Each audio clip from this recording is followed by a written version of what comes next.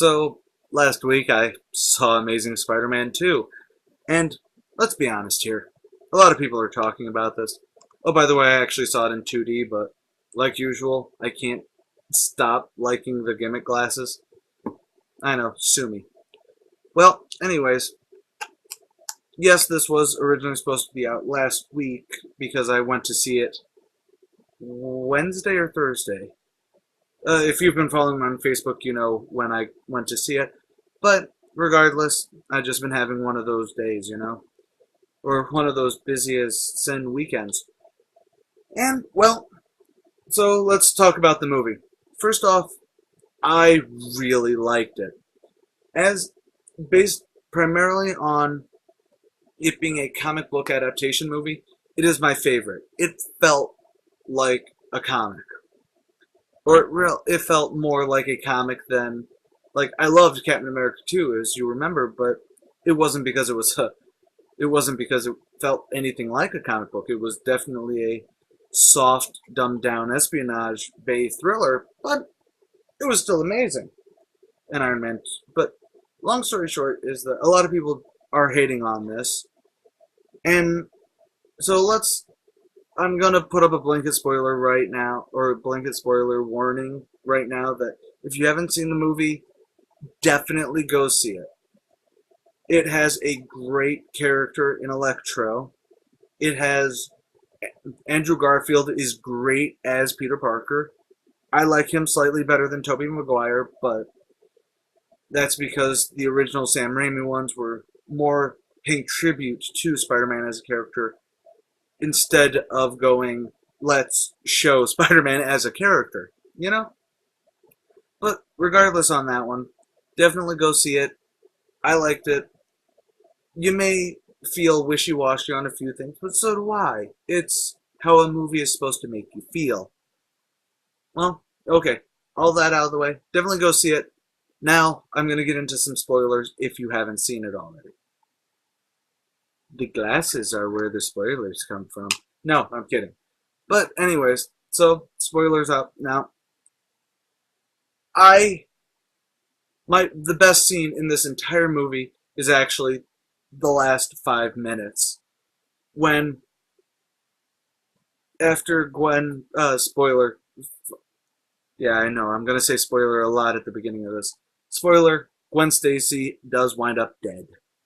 I know a lot of people were saying it beforehand, but and everyone was, Sony was talking about it. Everyone was talking about it, or Sony was hinting at it more than talking about it. But anyways, the last 5 minutes after Gwen Stacy dies, in one of the most beautiful scenes that, one of the best death scenes that I've seen in a while.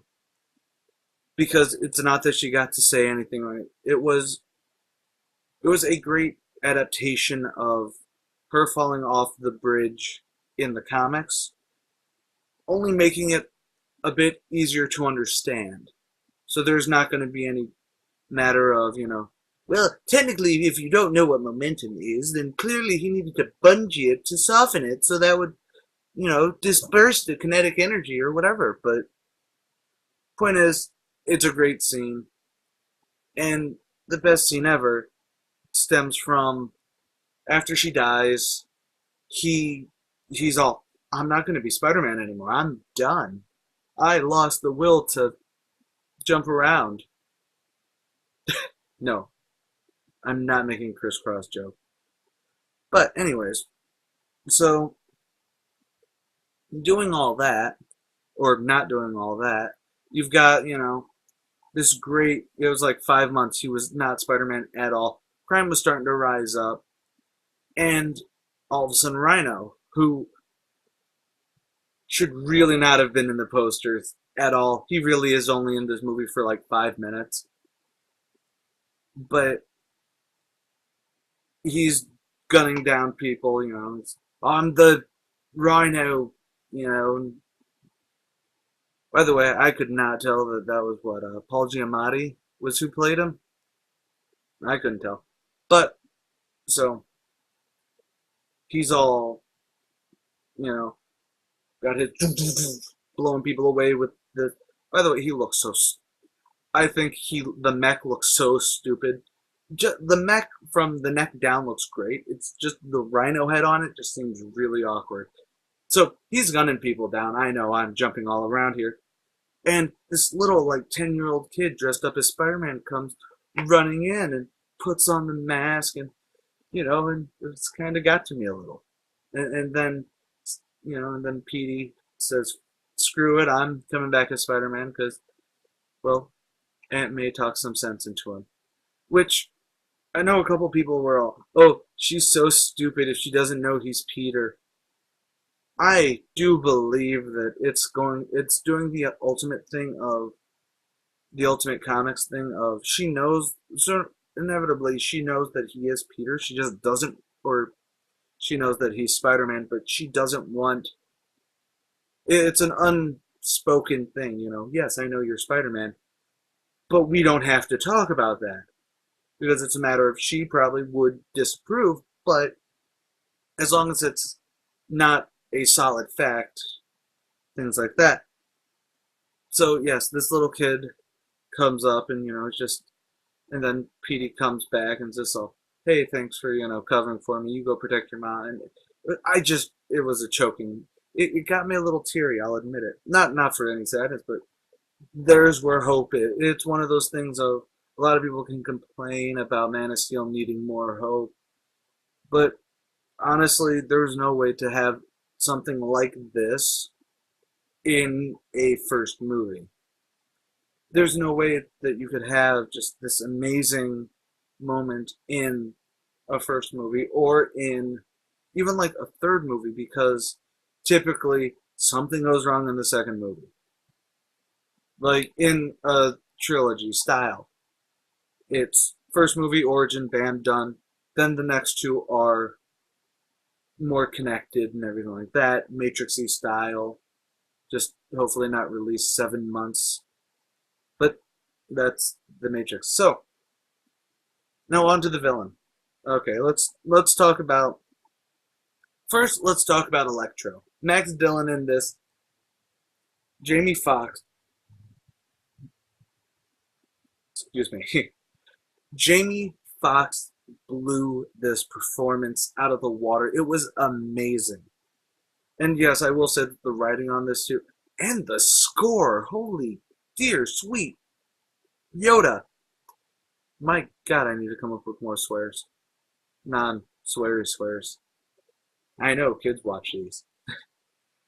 But, so, Max Dillon, for anyone, is Electro, obviously.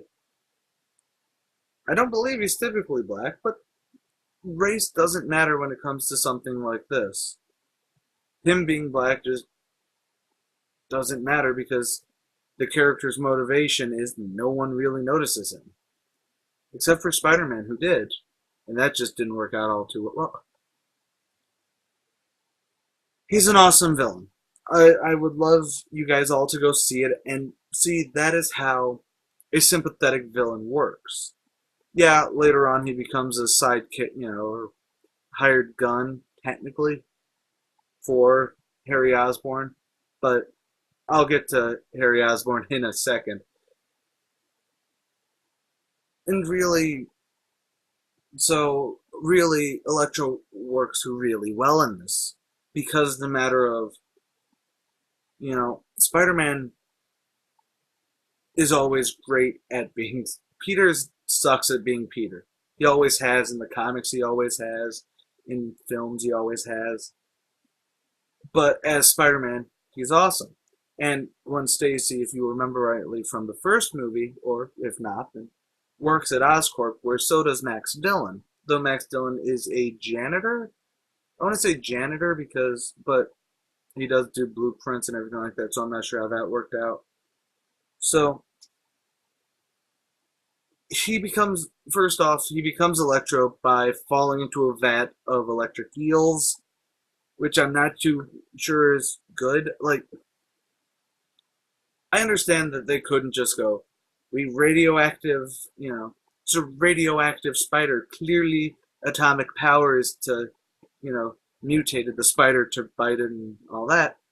And they had to do the genetic you know, they had, because our understanding has changed, they have to do the genetically altered spider bit, but he was bit by an he was he was bit by an electric eel. Now he is Eel Man. Seriously, that's basically it. It's, oh man, he got bit by several several dozen electric eels, because clearly for sustainable power, you just have a lot of electric eels swimming around in circles. It's very comic booky, but I like comic booky, so that's that. And the only person that he's felt that has ever really noticed him was Spider-Man. So he's kind of a creeper with, Spider-Man plastered all over his walls. He even talks to him in like full conversations, like, oh man, what are you doing here today? Oh yes, today is my birthday, thanks. Oh, what's that? You got me a cake? Oh, you shouldn't have. Kind of creepy. But then also Gwen Stacy notices him too, but that's not really a big thing because before that can go anywhere, Spider-Man really like destroys, because you know how New York PD is. Or if you don't, well, you've seen a lot of movies nowadays which clearly they're all incompetent and will shoot everything, even if it won't be hurt by bullets. So, but that's neither here nor there, and I don't want to really deal with NYPD politics right now. So, long story short, he feels that Spider-Man betrayed him after he's gotten the electric powers. He feels that Spider-Man's betrayed him, so he's become evil. And they did bring in the Ravencroft Institute. If you don't know what it is basically what happened was Marvel tried making Spider-Man a lot more Batman-y. Like, Ravencroft was basically, oh, yes. It was basically Arkham Asylum, where, oh man, hey, caught the Rhino again, let's throw him in there. Actually, no, I think Rhino never went, but basically, it was a place so that way they could go, well, he's escaped from there again, so that way they just didn't, like, start using, real, like, Rikers Island, or, he escaped from upstate. Heaven forbid we actually talk about central New York. God damn it. Point is, Electro was great. Now, as for Harry, though, that's where things get really weird for me, because I really liked Electro. Sorry, I really liked Harry. I thought they nailed him as a character. They really just umphed the whole thing. That Let me rephrase all of that. I really like Harry Osborn. The actor plus Andrew Garfield really did work. Their chemistry was great, but they also felt that, or they also really pushed that while he was Peter's friend at one point, it really wasn't a matter of, oh man, we've been friends since high school. It was, they stopped seeing each other like it was, I think they said like sixth or eighth grade or something like that. Middle school, he gets shipped off and hadn't seen him since. And Dane DeHaan, however it goes, really pushes that Harry is another sympathetic villain, but not sympathetic in the, oh man, we pity him, but in the fact that he has X amount of millions of dollars, and all he wants is Spider-Man's blood, because it may cure him from the whole flesh-eating bacteria. It was said for something, and it just really worked out.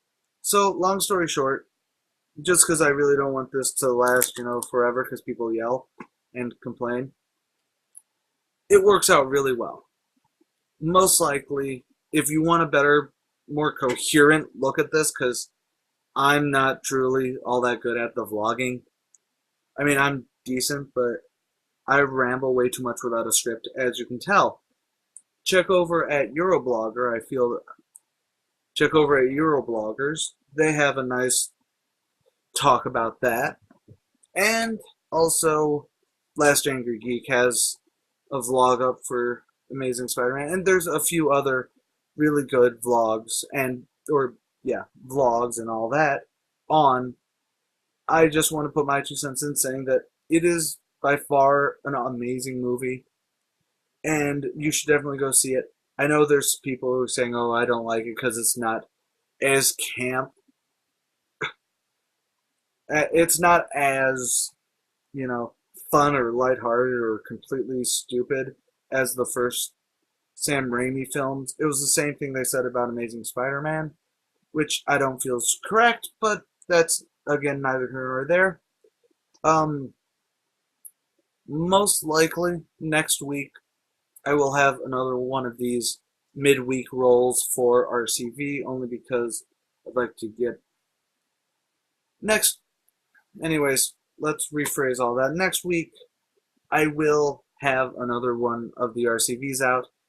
Okay, it may be in 2 weeks, but I am taking Jello to go see X-Men Days of Futures Past on her birthday, so I'll probably have another one of these. Hopefully, I'll get me some more gimmicky glasses. Hop over to First Issues if you want to see me talk about gimmicky glasses and what came out last week. I'm the Archivist. Take it easy.